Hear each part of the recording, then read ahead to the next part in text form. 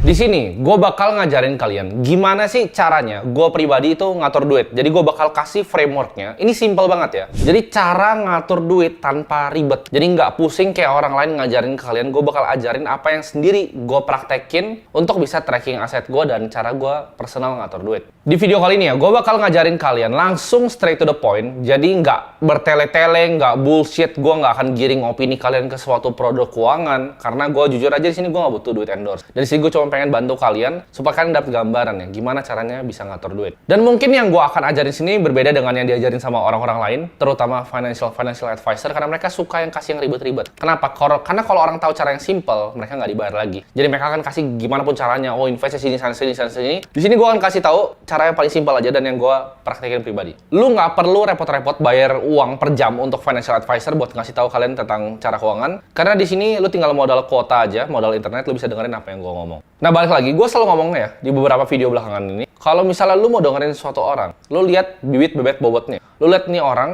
ngajarin ngatur duit, punya duit atau kagak. Kalau jawabannya enggak, ngapain kita dengerin? Orang banyak teori macam-macam A, B, C, D, E, F, G, teori, wah keren-keren segala macam, tapi orangnya nggak punya duit gitu. Jadi nggak perlu didengerin. Di sini gue juga nggak bakal ngasih tips yang kayak, oh lu menghemat ya kalau misalnya ke pasar ya. Lu menghemat ya, apalagi beli kopi tuh, menghemat. Gue nggak bakal ngajarin hal-hal nggak penting kayak gitu.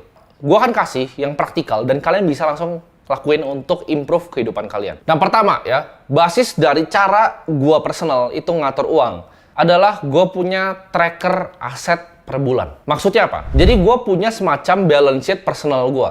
Ya, aset gue berapa, di mana aja, dan hutang gue apa, dan di mana aja. Tadinya video ini gue cuma pengen bikin ngomong ke kamera, tapi gue akan contohin sederhana ya, karena kalian mungkin banyak yang nggak punya gambarannya. Jadi gue akan langsung ya, contohin aja di sini di Google Sheet. Di sini gue udah ada laptop di depan gue, jadi gue bakal contohin kalian dengan cara yang paling sederhana ya, yang gue lakuin pribadi.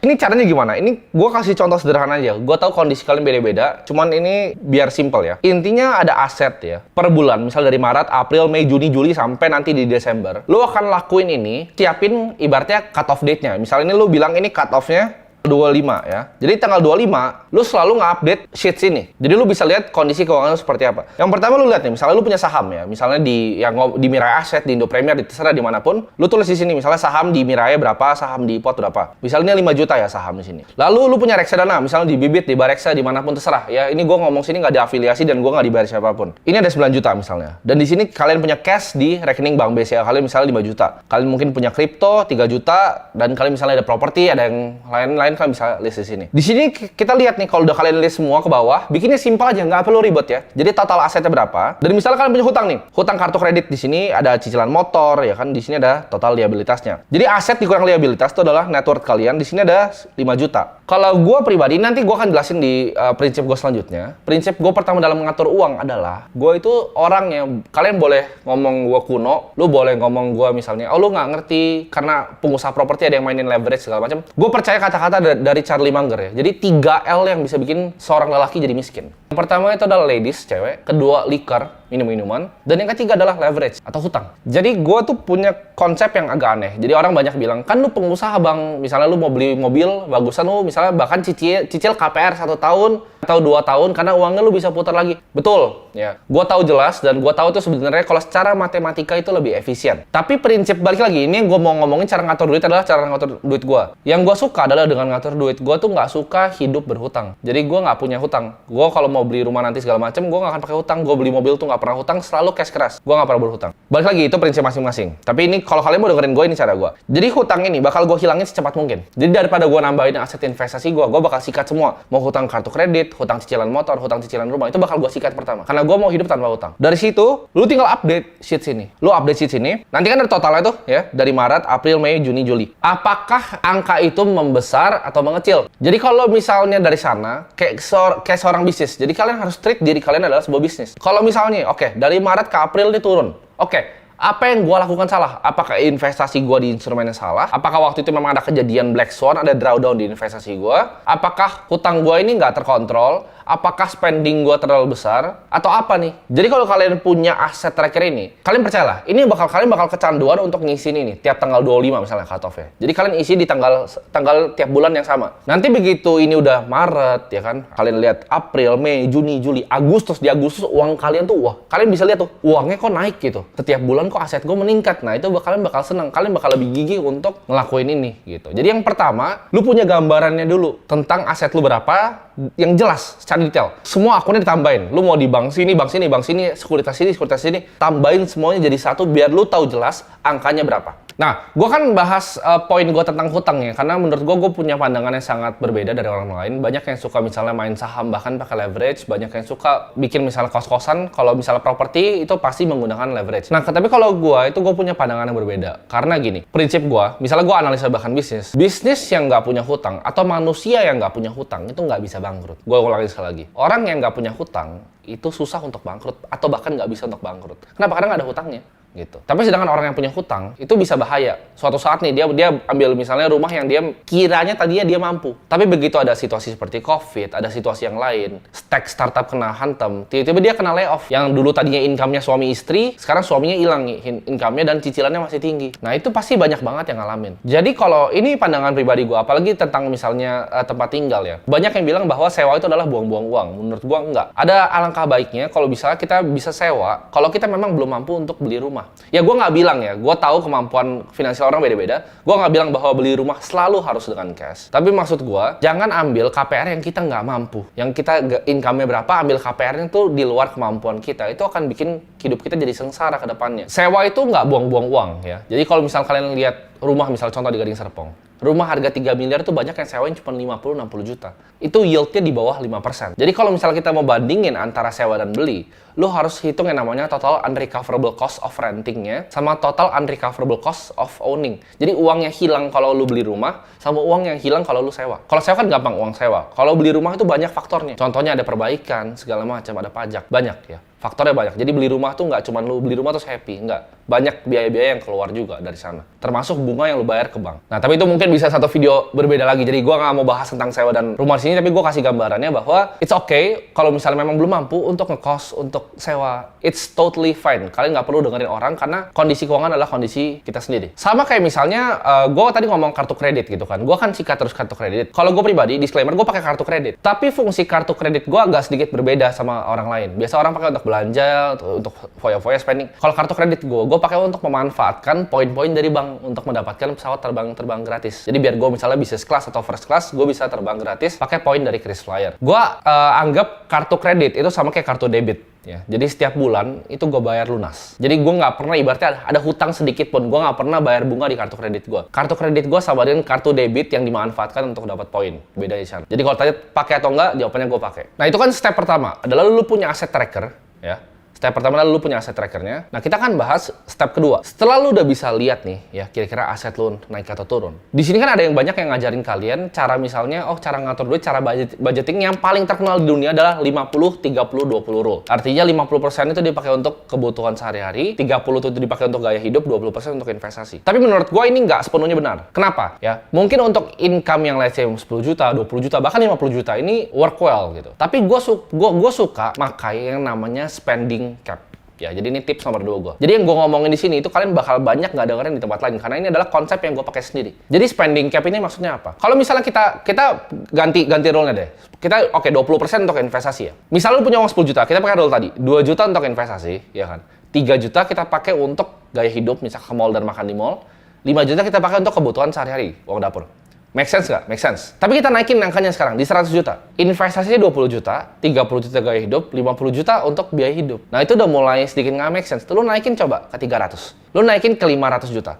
Masa lu punya dapat income 500 juta, cuma 20%-nya lu tabung? Nah, bener atau enggak? Gitu. Jadi yang gue suka adalah pakai yang namanya spending cap. Gue nggak suka di persen-persenin. Misalnya nih, gue decide bahwa Timothy sebagai manusia, gue akan spending cuman misalnya 30 juta per bulannya. Udah, jadi dari sana gue mainnya dari sana. Gue bukan main dari persenan income gue. Jadi misalnya gini, gue dapat income 50 juta ya. 30 juta akan tetap gue pakai untuk spending gue 20 juta investasi. Nah, sedangkan kalau income gue naik ke 100 juta, spending gue capnya mentok juga tetap di 30 juta. 70-nya buat investasi. Ngerti nggak? Kalau misalnya income gue 500 juta per bulan, spending cap gue tetap 30 juta. Jadi gue akan naikin terus investasinya. Jadi spendingnya aja yang gue limit. Nah, dari sana ya gue punya budget, tinggal dilempar ke rekening bank lain. Jadi 30 juta itu lu taruh di rekening bank lain. Gue nggak pernah ngelakuin budgeting yang ribet ini untuk ke pasar. Itu terlalu pusing. atau yang suruh catat spendingnya. Gue tahu itu bagus untuk beberapa orang. Cuman kalau gue personally menurut gue nggak ada fungsinya. Kalau gue udah taruh nih, oke, 30 juta untuk spending, ya udah 30 juta untuk spending. Sisanya semua gue investasiin. 30 juta ini mau dipakai untuk makan, untuk mau apa, itu terserah. Sama, misal kalian punya gaji 10 juta. Kalian decide, oke, gue mau spending 7 juta. 3 juta itu udah fix investasi, 7 juta ya terserah lo mau ngapain aja. Ya, terserah. Nah, tapi gimana caranya kita melakukan yang ibaratnya spending yang bikin kita happy? Nah, orang selalu bilang bahwa, oke, kalau lu punya hobi, ditekan, hemat. Itu financial advisor. Gue punya pandangan yang berbeda. Menurut gue, kalau kita punya misalnya hobi, contoh, hobi gue suka banget sama mobil. Dari kecil tuh, yang gue mimpi-mimpiin tuh cuma mobil. Jadi begitu gue punya uang, gue akan pasti beli mobil. Itu menurut gue nggak salah, selama masuk di spending cap kita. Jadi gini, contohnya, orang tuh semua punya satu hal yang mereka suka untuk spending. Misalnya nyokap gue itu suka banget kalau misalnya mau hadiah atau apa, dia selalu minta dibeliin giwang gitu, dia suka berlian. Tapi dia nggak gitu suka sama tas yang lain. Tapi dia suka banget misalnya sama anting gitu. Contohnya gue pribadi, gue suka banget sama mobil. Tapi kalau untuk baju, ini baju gue mungkin 80.000 ya. Ini baju gue 80.000, 100.000 mentok. Gue juga kadang nggak tahu, kadang dibeliin juga celana ini gue juga nggak tahu. Ya mungkin cuma 80.000, 100.000. Tapi gue suka beli mobil yang mahal-mahal. Kalau gue makan juga gue nggak terlalu peduli mau makan di mana, gue asal aja gitu.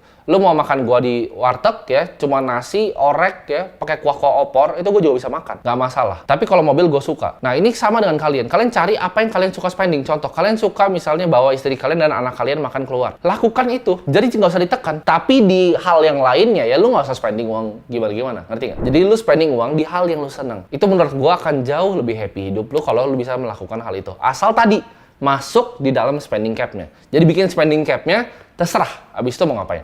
Yang pertama, tadi kan kita udah bahas tentang aset tracker. Kita bisa lihat itu naik turun, terus kita bisa kasih notes di bawah ya. Kenapa naik dan kenapa turun. Next-nya, kita udah punya spending cap nih. Jadi, stay di situ aja. Jadi, kalau mau income-nya naik, gaya hidupnya tetap sama aja. Gap antara gaya hidup dan income itu adalah ini kekayaan. Jadi, begitu kalian punya gap-nya ini melebar, terus lo kan tambah kaya terus. Lo punya aset yang kerja di satu tidur. Nah, sekarang masuk ke poin ketiga yang penting, yaitu taruh di mana uangnya. Kalau udah disisihin, taruh di mana. Ini menurut gua paling gampang ngukurnya relatif itu adalah pakai umur. Kenapa? Karena semakin muda kita berinvestasi, kita bisa withstand namanya volatilitas. Jadi semakin muda kita, semakin resiko tinggi aset yang kita ambil. Contohnya, kalau di usia muda, anak umur 20-an, bahkan 30 tahun, itu enak banget untuk kita invest di saham, di kripto, ya aset-aset yang risky. Kita masuk di venture capital, private equity. Cari aset yang risky yang memang kita punya waktu untuk withstand volatility-nya. Sedangkan kalau kita udah lebih tua, kita ambil yang lebih risk off asetnya, yang lebih stabil. Contoh nih ya, gue contoh. Misalnya lu invest di S&P 500, let's say. Itu indeksnya Amerika. Tahun 2008 kena crash, ya kan? 2020 kena COVID, terus dia V-shape recovery. Tapi kalau misalnya kita masih muda, kita bisa kena tuh, kayak gitu-gituan. Bahkan uangnya at one point 2008 itu hilang 60%. COVID hilang lagi 50%. Itu kita bisa tahan karena kita punya umur untuk stay itu. Jadi nggak masalah untuk masuk di aset-aset yang lebih volatile. Dalam investasi, paling bagus yang kita bisa lakukan adalah jangan timing the market. Jadi time in the market is always better than timing the market. Kita bukan dukun, kita bukan Tuhan, kita nggak bisa tahu market itu mau jungkir balik atau mau kemana. Tapi yang kita tahu adalah kita bisa otomasiin investasi kita. Contohnya, kayak gue pribadi, gue udah pilih aset gitu. Misalnya gue pilih indeks S&P dan gue pilih Bitcoin. Ada juga misalnya exposure ke emas dan lain-lain. Itu gue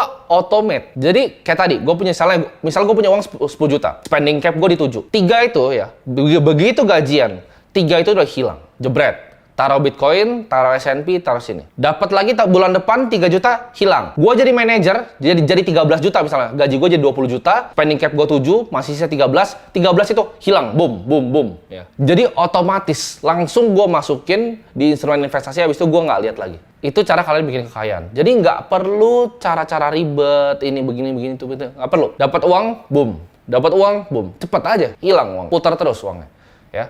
Jadi ingat untuk punya spending cap, jadi kalian tahu kita mau spending berapa, ini sisanya investasi semua. Mau naik kayak gimana pun income-nya, spending cap-nya tetap sama, sisanya buang, investasi. Dan ini yang please gue minta kalian tolong dalam mengatur uang ya. Uang itu susah dicari ya, lu keringet darah untuk cari uang. Please jangan gampang hilangnya. Maksudnya apa? Jangan ditawarin teman, yuk ini kita ada investasi bisa 10% sebulan robot trading. Itu kalian lari jauh-jauh.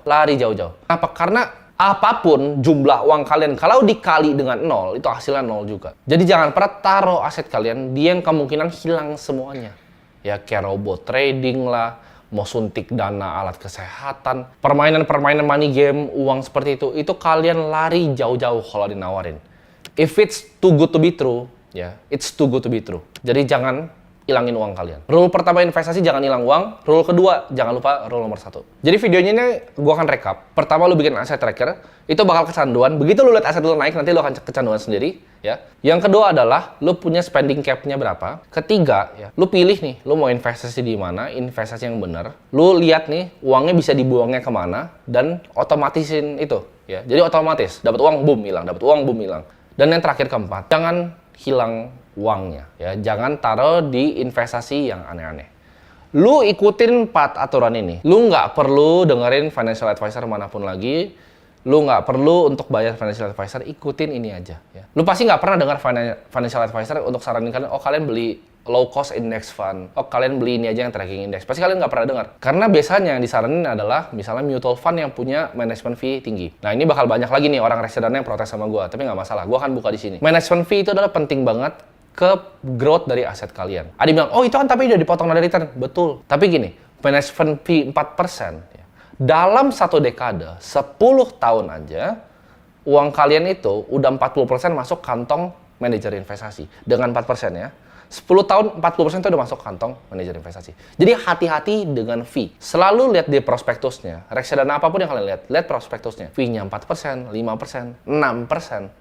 Itu tanda tanya. Karena gini, past performance itu nggak equal future return. Tapi yang pasti adalah apa? Yaitu lu bisa jawab sendiri, fee. Itu pasti, lu akan pasti bayar. Sekarang kalau gue tanya, ribet nggak ngatur duit setelah nonton video ini? Jawabannya nggak. Ya, simple banget kan ngatur duit. Kita cuma perlu tahu ya uang kita berapa, kita perlu tahu ya spendingnya berapa. Nggak perlu catat-catat gitu, nggak perlu. Terus kita buang, tahu buangnya di mana. Begitu tahu buangnya di mana, jangan buang di tempat yang terlalu bodoh. Simple kan? Tapi selalu dibuat ribet sama semua orang. Dan untuk bikin video ini, ya gue nggak di-endorse siapapun. Gue nggak akan giring kalian, nggak akan ada iklan. Oke, kalian pakai produk ini nggak ada. Ya gue nggak butuh duit endorse dan gue nggak butuh duitnya. Tapi di sini gue pengen secara genuine ya dari hati gue pengen bantu kalian untuk jadi orang-orang yang lebih baik. Karena gue percaya pribadi ya, akar dari segala kejahatan adalah orang-orang yang nggak punya uang. Kalau gue bisa bikin masyarakat kita, bahkan di Indonesia maupun nanti ke dunia, itu jadi sedikit lebih baik secara keuangan. Gue rasa tingkat kriminalitas itu akan menurun ya.